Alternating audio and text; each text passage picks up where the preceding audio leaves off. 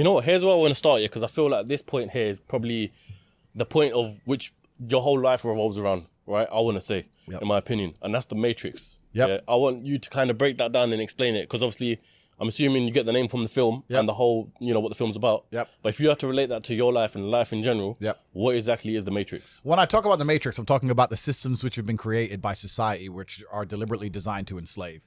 In the movie, the Matrix were used for our body heat, but here in this Matrix, we're used for our efforts and our energies.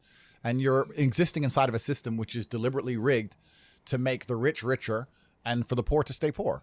And you can sit there and get upset about it. You can sit there and cry about it and say the system needs to change, which is what some people do, socialists, XYZ. But I know that's a waste of time, right? That's futile. The best thing to do is to understand the rules of the game and find a way to win. So yes, the game is rigged. Yes, the rich are always going to get richer. Yes, the poor are always going to struggle. And that's the way the game is set up. So you still need to find the best move on the chessboard. There's no point sitting there saying, I want to play a different game, because that's never going to happen. Because the people with the money are the people who have the control and they have the power. And why would they have the game set up any other way? Why would they change it? Right?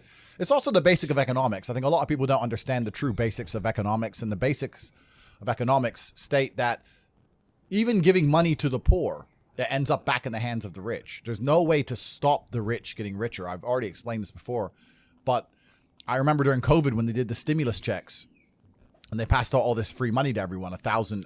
In England, they gave a lot more money, but in America, everyone got like $1,400 each and everyone was happy about it, saying, oh, he's giving money to the poor.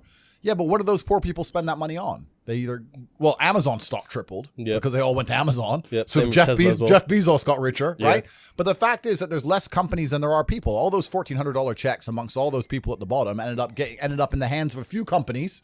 And the rich got richer, and you can't stop it. Doesn't matter if those people invested their money. Doesn't matter if they bought stocks. Doesn't matter if they bought crypto. Doesn't matter if they bought a house, whatever. The people who have the assets and have the companies and have the control are always going to end up getting control of the currency, and they're always going to be richer. So that's kind of how it works. And it's getting worse and worse. It's have-nots and have-yachts.